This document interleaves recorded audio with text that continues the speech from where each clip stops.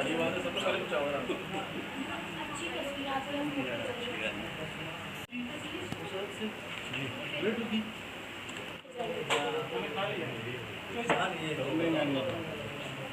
से मौक़िफ़ supreme court बार का रहा है कि रूल ऑफ लॉ होना चाहिए और delayed justice is denied justice.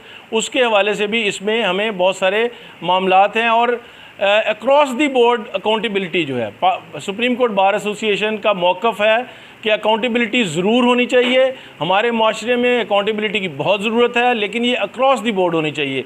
ये एक इम्प्रेशन भी पाकिस्तान के अवाम को नहीं जाना चाहिए कि ये अक्रॉस दी बोर्ड नहीं है, बल्कि कुछ लोगों को आप टारगेट कर रहे हैं, कुछ लोगों को आप गिन चुनकर जिनके ख़िलाफ़ दिल करता है आप ये प्रोसीडिंग्स शुरू कर देते हैं।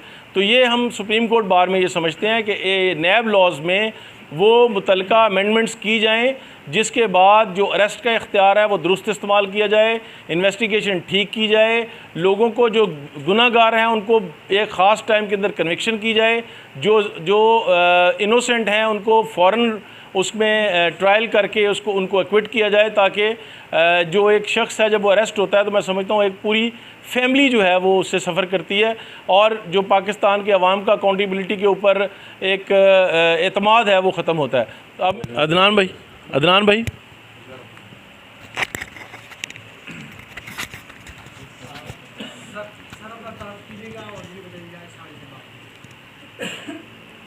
ये अब ठीक है। बिस्मिल्लाहिर्रहमानिर्रहीम। सेक्रेटरी साहब मलिक शमीम अहमद साहब ने जो लॉ नैब के बारे में उसकी तफसीली ज़िक्र किया, वो उस पर अमल दरामद और ये जो दूसरे निकायस हैं वो जितने एडवोकेट्स को होते हैं या आम शहर की हैसियत से मसाइल होते हैं उसको देखा है। इसमें कोई शक नहीं कि गवर्नमेंट ने आज तक नैब लॉ तो बना दिया, कॉन्स्टिट्यूशन में पोस्ट बना दी, सब कुछ करने के बावजूद मगर ये विक्टिमाइज़ कर रहे हैं उन लोगों को जो सियासी तौर पर उनके ख़िलाफ़ हैं। वो ऐसा नहीं होना चाहिए, इसको मिसाली होना चाहिए। और चूँकि ये सीधी सीधी बात है कि करप्ट प्रैक्टिस नहीं होनी चाहिए, करप्शन नहीं होना चाहिए उसके ख़िलाफ़, मगर यहाँ इतनी तवील हो जाती है उसकी प्रोसीडिंग कि वो बंदा खुद ही परेशान हो जाता है। ये मैं समझता हूँ उसको सज़ा नहीं बल्कि उसको घसीटा जाता है, उसकी ज़िंदगी को अजीरन बना दिया जाता है और कुछ नहीं है। और कोई भी बंदा देखा होगा आपने, आप भी मीडिया वाले भी जानते हैं कि वो 10 साल से चल रहा है, 6 साल से चल रहा है, वो ख़त्म हुआ सब कुछ ऐसा कोई केस नहीं है। जो इसका टाइम फ्रेम है वो उसको कंप्लीट होना चाहिए। जजेस कम हैं, जजेस बढ़ने चाहिए इसके, ताकि इसकी प्रोसीडिंग जितने दिनों में उन्होंने कहा है वो होनी चाहिए। और इस पर अमल दरामद जो है वो कॉन्स्टिट्यूशन की रूह के मुताबिक होनी चाहिए, वरना आर्टिकल 4, 9, 18, 25 तक जितने आर्टिकल फंडामेंटल राइट्स के, या तो इसको रिमूव कर दें कौमी असम्बली में करके, ताकि ये नैब जो है अपनी आज़ादी जिस तरह चाहे जिसको चाहे पकड़ ले और जिसको चाहे छोड़ दे। हम इस चीज़ के मुखालिफ हैं, चूँकि हमें एक कॉन्स्टिट्यूशन ने पावर दी है कि कोई भी जो एग्रीव पर्सन है या वो बंदा दादरसी चाहे हमसे, तो हम उसके लिए कॉन्स्टिट्यूशन कोर्ट ऑफ लॉ में खड़े हो जाएं। मगर कोर्ट ऑफ लॉ में खड़े होने के बावजूद भी हमने देखा है सवाए डेट्स के कोई प्रोसीडिंग नहीं होती, वकील इसके अलावा और कुछ नहीं, बस एसोसिएशन में तकरीरें करते हैं, आते हैं, हमें शिकायतें करते हैं, हम इसको देखते हैं। और इसी वजह से आज आपको ज़हमत दी, हमारे सेक्रेटरी साहब ने तफसीलन आपको उस लॉ के बारे में बताया। और मेरा ये कहना है कि इसको जो एहतसाब है इसको कॉन्स्टिट्यूशन की जो रूह है उसके मुताबिक चलना चाहिए। और इसमें जो प्रोसीजर CRPC का दिया हुआ है उसको चलाने के लिए उसको चलाया जाए, तो मैं समझता हूँ कोई एक बंदा जो है वो या तो जो मुजरम है वो बच नहीं सकेगा, वो और नहीं है तो वो एक्विटल हो जाएगा। Ghulam Murtaza Chaudhry, vice president supreme court bar association Punjab. मैं इस सिलसिले में ये कहूँगा कि जो एक जनरल लॉ है और एक स्पेशल लॉ है, और स्पेशल लॉ है वो ओवरराइड करता है जनरल लॉ के ऊपर। ये नैब का कानून इसलिए बनाया गया था कि जो डिलिंक्वेंट्स हैं, जो करप्ट लोग हैं, जो करप्ट अनासर हैं, वो एक इदारा हो या एक शख्स हो, उसको कैफरे किरदार तक पहुँचाया जाए ऑन बिहाफ ऑफ स्टेट।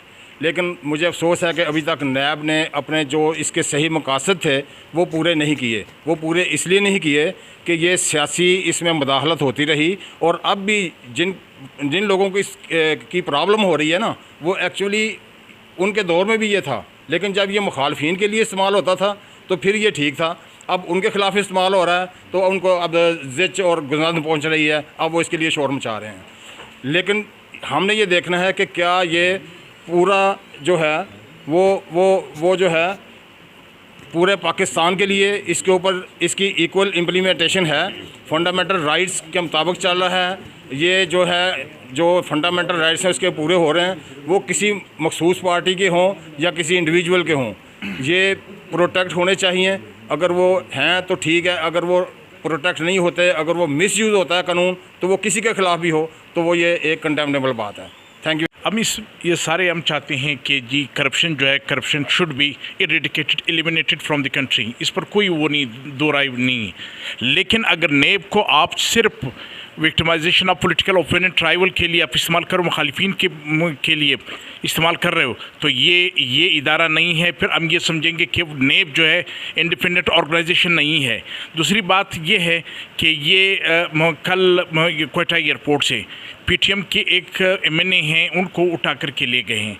अब इस तरह जो है कॉन्स्टिट्यूशन में उनकी लिबर्टी है और फंडामेंटल राइट्स के हवाले से वाइस प्रेसिडेंट सिंध ने भी बात की कि 1 से लेकर के 25 तक फंडामेंटल राइट्स और बुनियादी हकूक़ के हवाले से उन्होंने बात की कि ये इस तरह जो है फंडामेंटल राइट्स की वायलेशन है कि अगर आप इस तरह कर रहे हैं या इदारे इस तरह कर रहे हैं, तो ये हम ये सब इसको हम कंडम करते हैं, इसकी मजम्मत करते हैं।